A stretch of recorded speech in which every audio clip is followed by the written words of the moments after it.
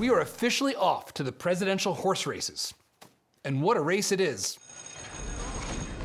Both major parties have their de facto nominees already more or less selected. Don't mess with the men in America unless you want to get the benefit. While young vultures swirl around their aging bodies, ready to swoop in if either one of them is taken out by an act of God. Meanwhile, sloganeering around our democracy has been in full force since the 2016 election, when the Washington Post bravely adopted the phrase, "democracy dies in darkness," as its first official motto in 140 years. And the talking heads are ramping up their rhetoric. Our democracy. Democracy. Our democracy. Democracy. Democracy is on the ballot this year. It's enough to make you break down and weep for our country. I'm going to try to get through this. Thank you for what you did 3 years ago today. Was that guy really brought to tears over the future of our democracy? Maybe he got a look at the current state of civics education in America, because that is enough to make a grown man weep. According to the National Assessment of Educational Progress, only 22% of 8th graders were proficient in civics, and only 13% in US history. Me fail English?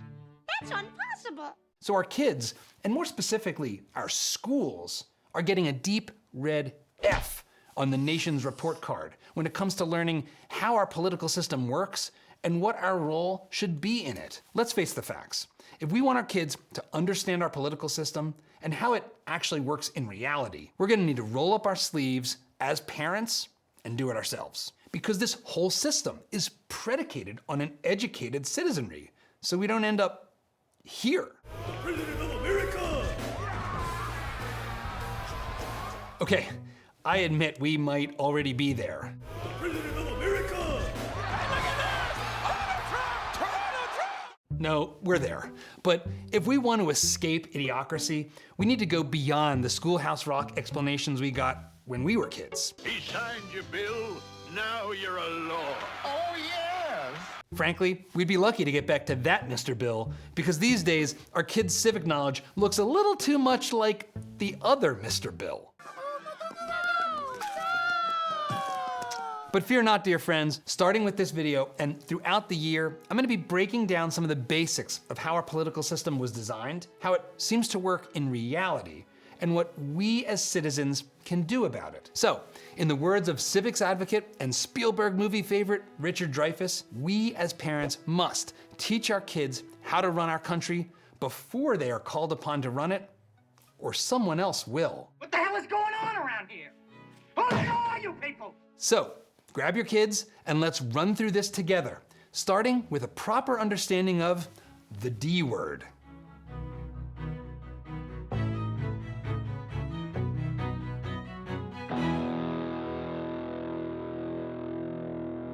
If you like these videos, please help us out with a like. And if you want to see more, be sure to subscribe and ring that bell. I look forward to engaging in the comments below. I really try to read all of them. Okay, say it with me now, people. Democracy, democracy, democracy, democracy. Democracy, democracy, democracy, democracy, democracy, democracy, democracy, Democracy, democracy, democracy, democracy, democracy. Yes! Everyone loves democracy. Democracy is sacrosanct. Democracy is the end of history, the best system of government, or at least, as Winston Churchill put it, the worst form of government, except for all the others that have been tried. There's just one problem. The United States is not a democracy. What? We're a constitutional republic. I can't even tell you how many times my grandfather, Gino Popola, a medical doctor and American history buff, said this to me over the years. Where in the Constitution does it say about that? It doesn't say that. It doesn't say anything at all. When I followed up with, "What does that mean, Grandpop?" he would respond, "It means we're a nation of laws, not mob rule." Rule of law versus mob rule. Is that a fair take? Well, our founding fathers would think so. They wrote at length about the historical and philosophical problems with direct democracy and designed the Constitution to constrain it. But before we get into that, let's dive deeper into what democracy is and where it breaks. I love democracy. I love the republic. Democracy is, technically speaking, majority rule. In a simple direct democracy, every citizen would vote directly for this or that new law or policy. Want a park in your neighborhood? Everyone votes on it. The simple majority wins. And majorities can become a mob real quick. The phrase, the madness of crowds, is a common saying and a popular book title for a reason. The word democracy comes from the Greek word demos, meaning the people, and kratia, meaning power or rule. Democratia. Take a trip through France in the 1500s and you end up with democracy, power to, of, by, and for the people. What could possibly be wrong with that? Don't we want the people to have the power instead of all those corrupt elites, aristocrats, monarchs, and warlords? Well, certainly. Remember the great historian, writer, and English parliamentarian Lord Acton, who said, power tends to corrupt, and absolute power corrupts absolutely. Great men are almost always bad men, even when they exercise influence and not authority. There is no worse heresy than that the office sanctifies the holder of it. So if absolute power corrupts, distribution of power to the people seems like a solution, right? Well, not so fast. A few more questions are in order, like the power to do what exactly? And to whom? And which people are deciding? Well, the rules of a direct democracy are pretty simple. Without any constraints, democracy is the power to do anything to anyone, so long as a simple majority wants it done. Popularity rules. So, if you can get 50.00001% of the people to agree and vote on your proposition, you can tax people you don't like to pay for things you want, or force everyone to buy a product like health insurance, or get vaccinated, or burn so-called witches at the stake, abuse or enslave minorities, draft other people's children and send them off to war, or simply kill unpopular people. All of these things have happened in America and around the world with majority support at one point or another. If all that sounds like the acts of a mob, well, you'd be right. It can be. Maybe it always is. Democracy is never really power to all the people. It's technically power to most of the people. Part of the 49% club? Well, better luck next time. Assuming there is a next time for you. What's wrong with that, you might be saying? Sounds fair. To the victor goes the spoils. As famed American journalist and critic H.L. Mencken put it, democracy is the theory that the common people know what they want and deserve to get it good and hard. Put another way, democracy can look like two wolves and a sheep voting on what or who to have for dinner tonight. And we all understand this at a small scale. Remember, get him alive if you can, but get him! If I can convince a majority of neighbors to ransack your house, it's still robbery. Voting to do it doesn't change the fact that it's a crime. But scale that up to the nation and suddenly it's a civic duty with a fancy, obfuscating name, eminent domain.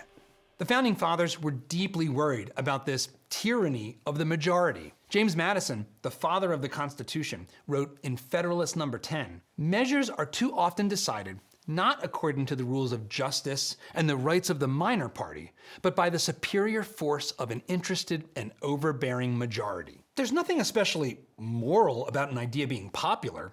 Evil ideas have been popular throughout human history, including racism, eugenics, slavery, religious jihad, and on and on and on. Remember what my grandpop told me.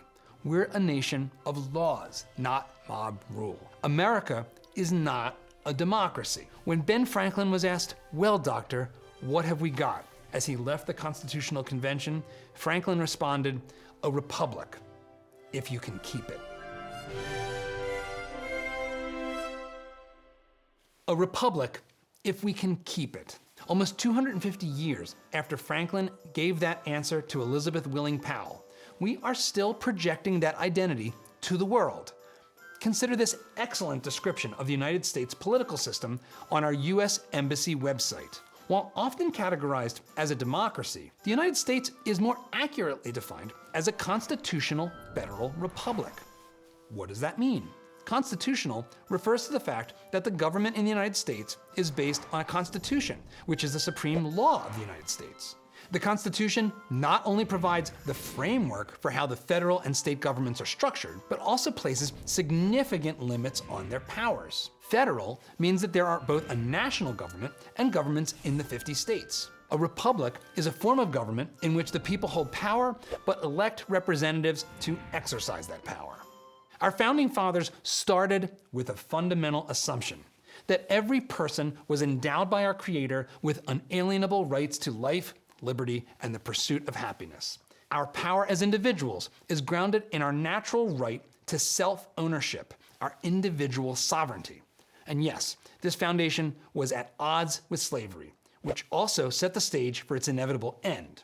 This foundation provided the North Star for the Constitution's limits on government power. The founders and framers of the Constitution were not being guided by the simpleton ethic that whatever is popular must be good and true. They understood the democratic electoral process to be a tool for protecting individual sovereignty from the capricious predation of the state, not an end unto itself. They were radical revolutionaries who just escaped rule by a monarch and had no interest in replacing him with a mad mob.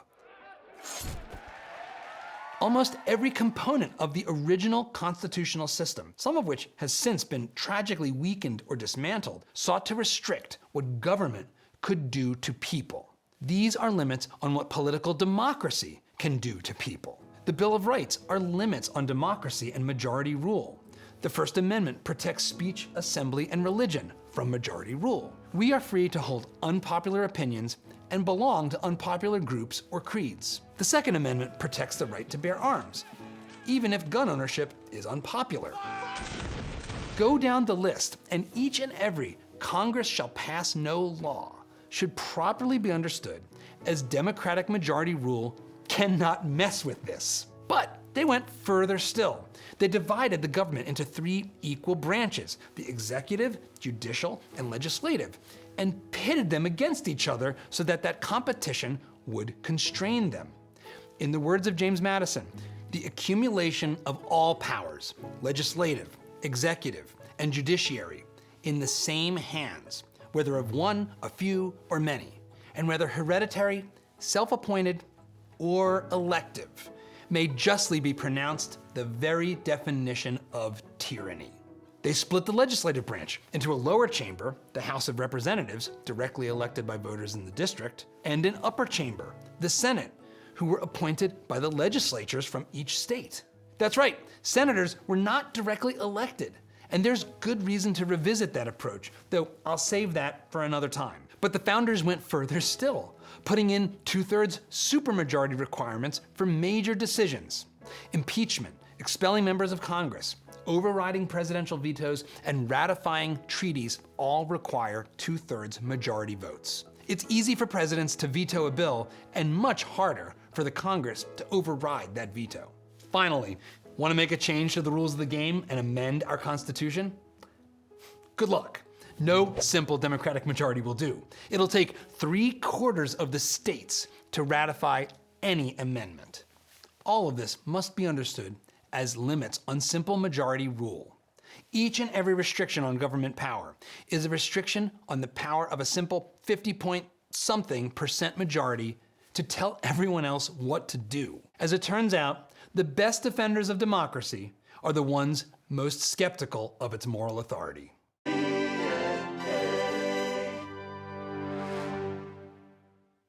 Our political system, largely driven by a century of progressive centralization, has turned all of our eyes and way too much of our attention towards Washington, D.C., or as my Beltway Politico friends like to call it, Hollywood for ugly people.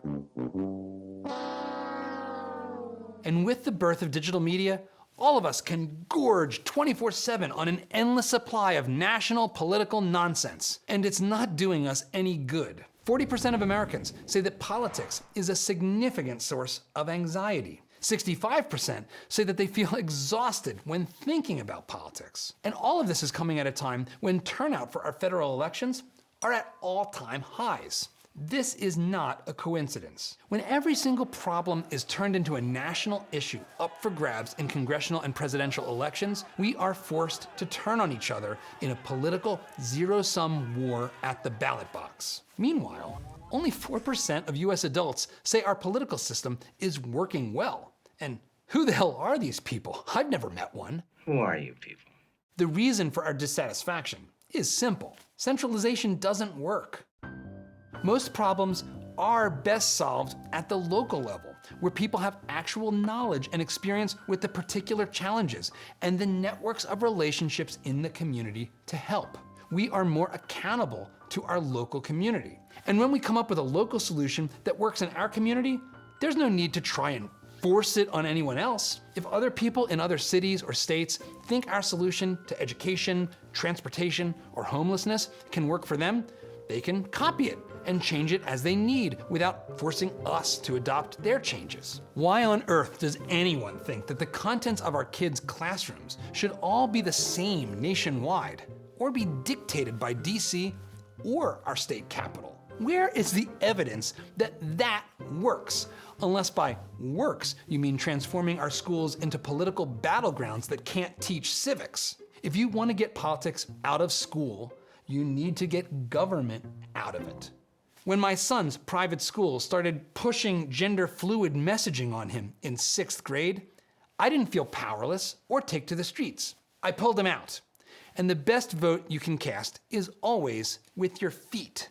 The era of big, centralized government has made everything political and left all of us miserable. We're more engaged than ever in our democracy with a capital D, and it's crowding out the kind of small d democracy that made America truly special. But there's a ray of hope.